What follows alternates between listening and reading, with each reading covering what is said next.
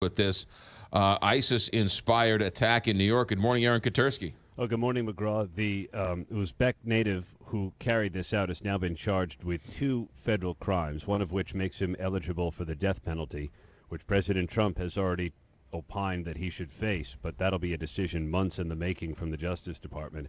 Saipov has been talking to investigators. He apparently has confessed, according to court records, even expressed pride in what he had done, and asked the FBI agents who interviewed him to hang an ISIS flag in his hospital room. Are they going to?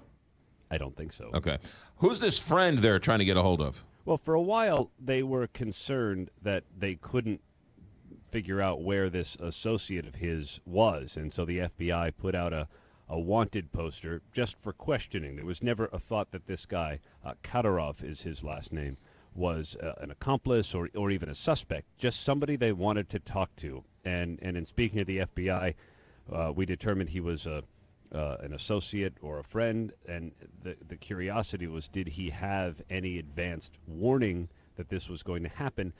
And what might he know about Saipov's path down, kind of the ISIS road? Because they still haven't been able to sort that out. What was the trigger for him to start consuming the 90 ISIS-related videos that were found on his phone? Did I hear that the FBI interviewed this guy a couple years ago, but in connection with what he knew about somebody else? It wasn't the FBI that did it. ABC News has learned, though, that he was interviewed by a group of federal agents because some of his associates had overstayed their visa.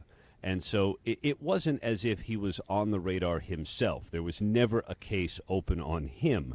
But he had, a couple of years ago, been questioned because of these associates. And he just walked into a Home Depot and rented a truck?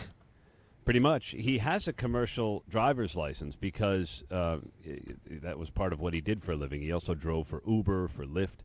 And the police here, as a matter of course, are in touch with rental agencies in the area, and they just want to know if anybody comes in renting a particularly large vehicle that raises a red flag. But because this guy had a legit commercial license, it never did. Yeah. You mentioned the ISIS videos. From terrorist experts, they say that ISIS has these how-to videos, and what this guy did, he just followed it to the T. He did, and that's what police officials told us. And the note was particularly instructive. They found a handwritten note that included the common phrase, "No God but God, Muhammad is prophet," and then Islamic supplication would endure. And that's sort of I guess, catchphrase, for lack of a better term, of the Islamic State.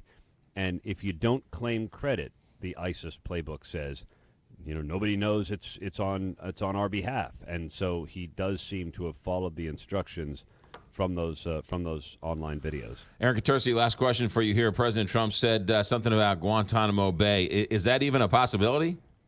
Not at this point. It doesn't seem realistic. He's already been charged in a federal court, made his initial appearance, wheeled in a wheelchair, shackled. And so the likelihood is I'd say, slim to none.